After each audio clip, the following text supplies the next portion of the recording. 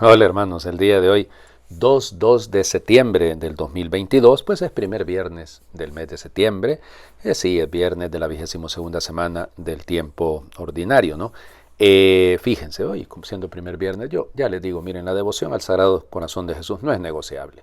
O sea, un católico que no tiene una devoción a los corazones de Jesús y de María, algo anda mal, ¿eh? Perdónenme que se lo diga, pero yo sé que alguno dirá, padre, es una devoción tardía del siglo XVII, todas aquellas excusas. Pues sí, sí tienen razón, aunque vamos, hunde sus raíces en los primeros siglos, ¿no? Pero entiendan que aquí está la síntesis de toda la teología. En los corazones de Jesús y de María, ahí podemos encontrar todo el mensaje cristiano, bien, pero bien patente. Entonces, aprovechemos, pues, este primer viernes, hay que pedirle tanto a los Sagrados Corazones. Bueno, hoy les voy a hablar del beato Bartolomé Gutiérrez Espinosa y sus compañeros mártires. Se llama Bartolomé.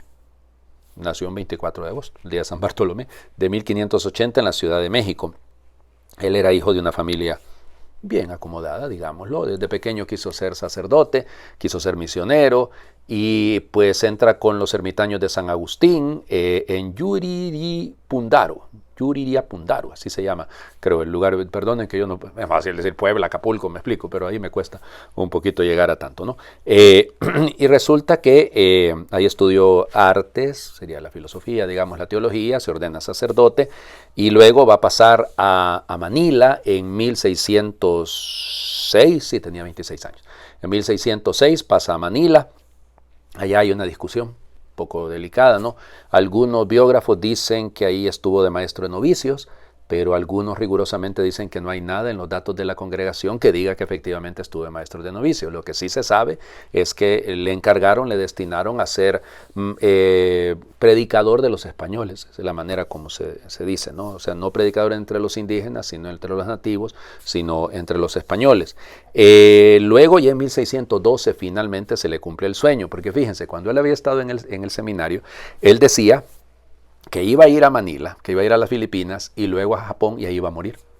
Y entonces lo molestaban los compañeros. Hay una broma muy conocida que le hacían, porque él era un poquito obeso, ¿verdad? Un poquito gordito, y entonces le decían que él no iba a aguantar para la misión y que no sé qué, y él decía, hombre, mejor, van a quedar más reliquias. Imagínense, claro, él más gordito. En fin, en 1612, como les digo, finalmente pasa al Japón, pero tiene que salir rápido. En 1613 tiene que regresar, producto de la persecución. 5 años después va a regresar al Japón. Y aquí es donde entra la historia, ¿no? Estuvo prácticamente clandestino casi 15 años, ¿no? Ahí escondido, en medio de la gente, animando a la gente. Se cuentan algunas historias de cómo logró escapar de la persecución, ¿no? Se dice que en Oruro, cuando llega a ser gobernador Utatacanga, la persecución, es que resulta ser que él había logrado convertir a algunos familiares de este Tacanga, y entonces por eso lo odiaban, ¿verdad? Y lo buscaban hasta que finalmente lo capturaron. Y bueno, miren, aquí entra la discusión, ¿no? Porque es un poco complicado.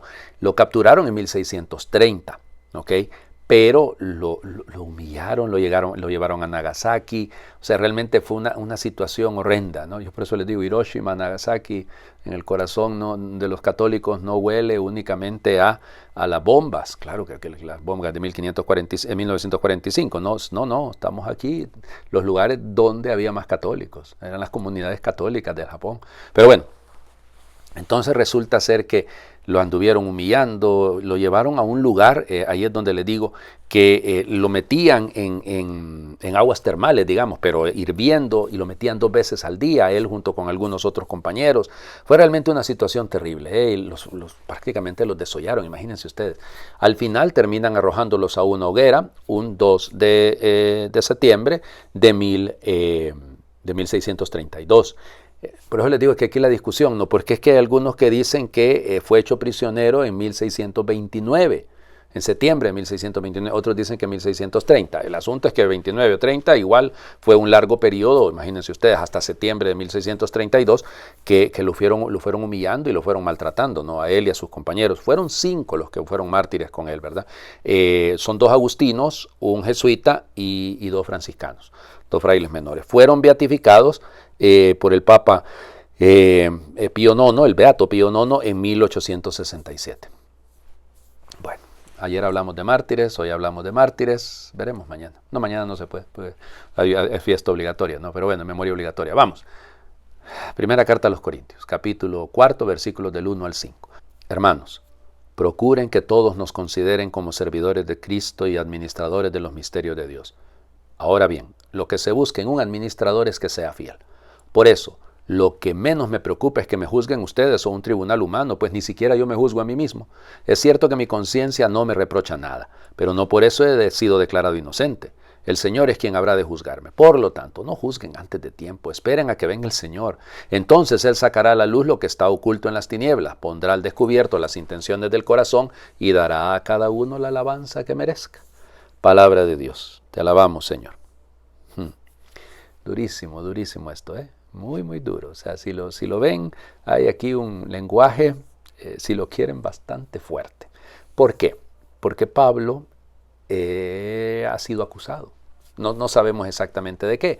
Pues las comunidades, ¿verdad?, para atacar a los evangelizadores a veces terminan diciendo cualquier cantidad de barbaridades. Imagínense ustedes todas las acusaciones que se han hecho a lo largo de los siglos en contra de sacerdotes, en contra de obispos, y muchas de esas falsas, ¿no? Muchísimas veces falsas. Entonces aquí entra este factor, ¿no? Pablo acusado, por eso habla de un tribunal incluso humano. Pero mi conciencia está tranquila, dice Pablo, ni siquiera yo me juzgo.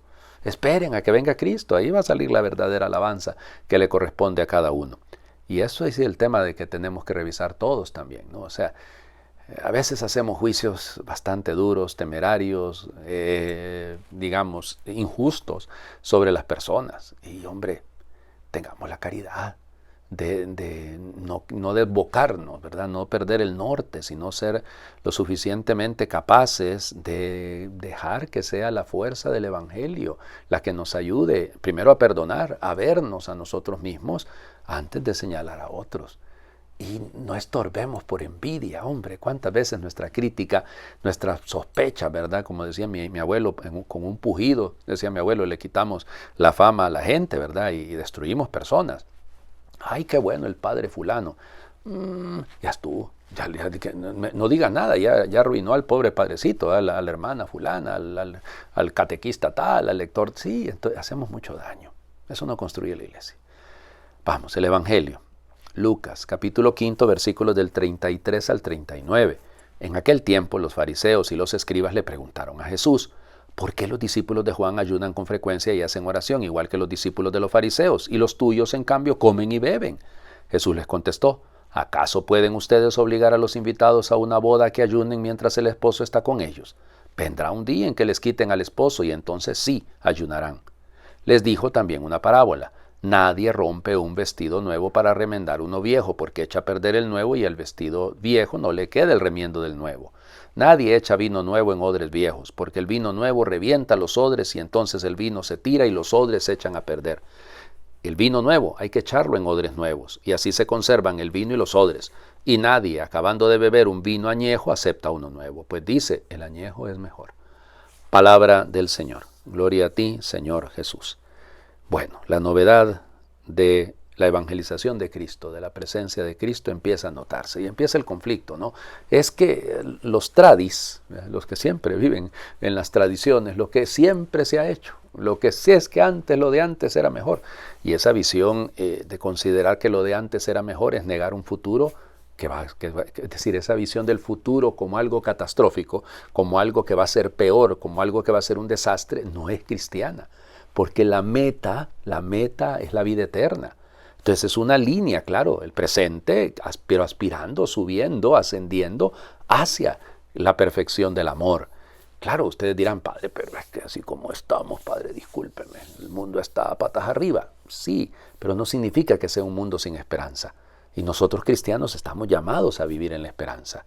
Así que cuidado, ¿no? Mucho cuidado con esto. Pero bueno, vino nuevo, odres nuevos. No remendar las cosas, no repellar las cosas. Algunos pretendemos solucionar de esa manera nuestros conflictos, nuestros problemas, nuestras dificultades. No es tapándolas, no es cubriéndolas, no es parchándolas, no, es enfrentándolas y atreviéndonos a renovarnos, a renovar la iglesia. Pues si la iglesia siempre reformanda, la iglesia siempre está en reforma, la iglesia siempre está en un proceso de mejora continua, diría, en la calidad total. Bueno, De eso se trata, ¿no? Y no nos desanimemos frente a las dificultades. Sí, pero Jesús luego habla del vino añejo.